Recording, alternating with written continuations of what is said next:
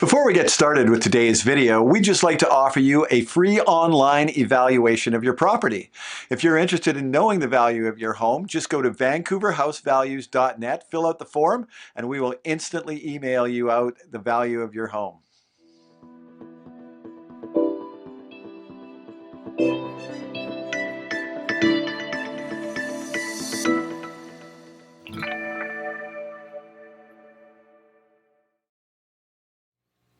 Today we're going to talk about how you can spot an overpriced listing. It's a sign of an overpriced listing, so you know when you're having a look at them. A lot of the time when you're looking at a new listing that's been emailed to you and you see the price, you're thinking, okay, how much over asking is this one going to go?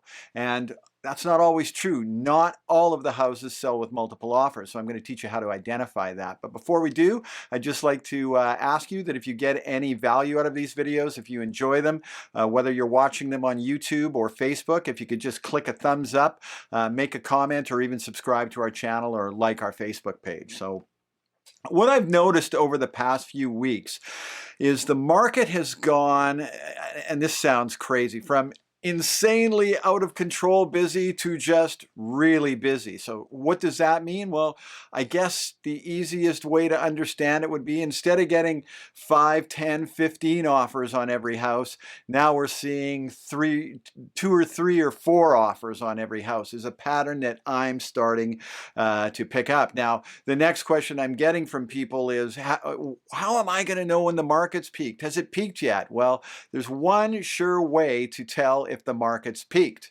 How do you tell when the market's peaked? When it's on the way down already, usually is when you know the market has reached its pinnacle.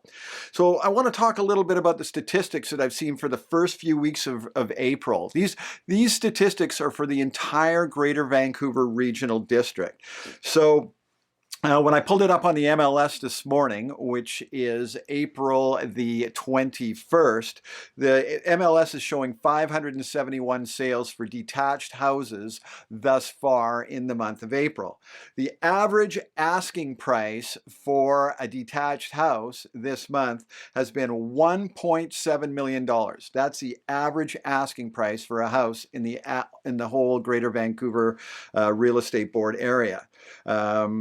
Sorry, I'm backwards. The average asking price was 1.6 million, 1,599, and the average sale price was 100,000 above asking. That's the average. The average sale of the 571 houses that sold is 100,000 over asking. Now, if someone from a different city or in small town Alberta is watching this, they might not understand or fathom this. These things are things that we've just become accustomed and used to in Vancouver over the past 10 to 20 years. Now, a couple of other things. The average days on market for these homes, or the median days on market, was 8 days. So these homes have been on the market for 8 days only, is the median average. 68% of these houses sold with multiple offers. Now, the ones that all sold with multiple offers are the ones that typically sold within the 8 days. The other 32% of the ones that didn't sell with multiple offers typically sell below asking with one offer. So how do you tell if a listing is overpriced? Well, you only need to know one thing. You can tell if a listing is overpriced if it has been on the market for more than 10 days. I will pretty much guarantee, unless there's some extenuating circumstances, I don't care if the house is in West Vancouver, if it's in Maple Ridge, or if it's in Tsawwassen, if it's been on the market more than 10 days, I can pretty much guarantee you that house is overpriced. So that's how you tell. So I want to talk a little bit about multiple offers and why some people get them and other people don't. So realtors nowadays in these market conditions, and you won't see these in a slower market that we saw the past few years, but nowadays when the market is like this, what will typically happen is a realtor will put the property on the market usually around the beginning of the week, around Monday or Tuesday. Then they won't do, and what they will do is typically either price it right where the last one sold or below where the last comparable sale sold. What I call that is they put a price on it that's too good to be true. And they do that because they use that as their bait to get you in the door. So we all have done it. We sit there, we're clicking on the computer, looking at the listings, and two things stop us. Number one, a good price, and actually usually the first thing that stops us are beautiful pictures from a staged home. And then when you look at it and look at the price after you see that, that is what draws you into the home. Asking price has nothing to do with what that house is going to sell for if it's been underpriced. So now they've got their underpriced listing. It looks beautiful. They've got a bunch of attention, but now they're not going to let you in till later in the week. Pre-COVID, they would just let everyone in at once and you would see those big crowds outside of the open houses.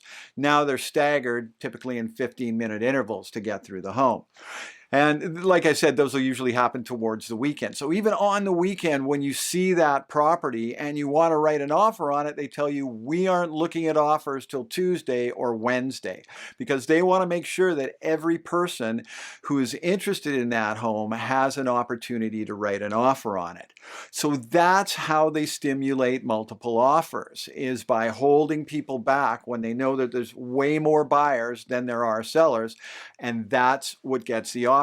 If you put a price on there that's $300,000 or $400,000 higher than the last sale that just went through, or even a couple of $100,000 higher, you're probably not going to get your multiple offers. What they are doing is they are using the people that can only, let's say the house was listed at 139 and they knew it was going to sell at 1599 or 1550, something along those lines. They're using the people that can only afford 1399 to drive the price up for the people that can afford to pay more for it when those people hear that there's 7, 8, 9, 10 offers coming in. So that's the process that a seller will go through. So now if you're a buyer, how do you combat with this? I mean, I feel so badly for buyers out there that have written 3, 4, and 5 offers and keep losing out every time. And usually the market's rising on them, and sometimes they wind up being priced out of the market. So here's how to write a winning offer in 4 points. Number 1, make them the highest offer that you are prepared to offer with your first shot. Do not expect a second opportunity. In a slower market, you can go in and haggle with the seller and try and negotiate the price and go back and forth. You don't have that opportunity here. If there's 5 offers, for instance, on a property, it's like a sealed bid. You have no idea what the other people have offered, and they have no idea what you're going to offer. So what I say to people is make them the highest offer that you are prepared to pay. And if you don't get it, you're going to walk away from it and just say, that's fine. I wasn't prepared to pay that for that house. We'll wait for the next one. But if you're prepared to pay $1,550,000, don't offer $1,525,000 and then find out that someone came along and paid them $1,540, and you're thinking, oh no, I would have paid $1,550 for that house, and then you wind up losing it. Everything that you were prepared to offer for that home, you put in with your first offer. The second thing to do is have your deposit check ready. I have seen it numerous times where numbers or where offers are very close. One person had their check with the offer. The other person did not. I should say bank draft, not a check. One person had it, one didn't. You're going to take the one with the check because that's a done deal. It's over then. You may not think it's a big deal. You're wrong. It is. Number 3, make the offer as clean as possible. And what I mean by as clean as possible is the least subjects you can afford. And you're saying, well, I can't. I mean, I need to have my subject to financing clause on, or I have to do a building inspection, or I need to review those strata documents. Yes, you do. But here's how you deal with each one of them. So when you go look at the houses on Saturday and they're going to be looking at the offers on Tuesday, most of the realtors will have all the strata documentation available if it's a strata property. So you can review all of it over the weekend. If you have any questions, get them answered Monday and Tuesday and satisfy yourself with all the strata documentation.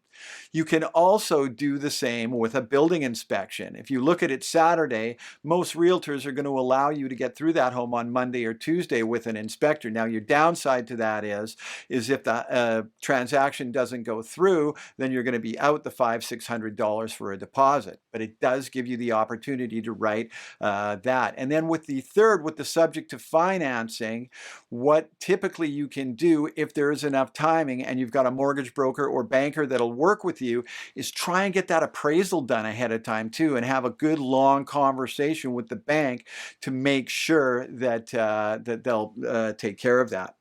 So those are some things to try and help you get through these crazy market conditions that we see a lot of the time in this city and that we're currently going through. So that's it for now. We'll be back in a couple of weeks with another video. I'm Jamie Hooper with RE/MAX Crest and jamiehooper.com. If you got any value out of this video, please don't forget to make a comment, click thumbs up, or subscribe to our channel.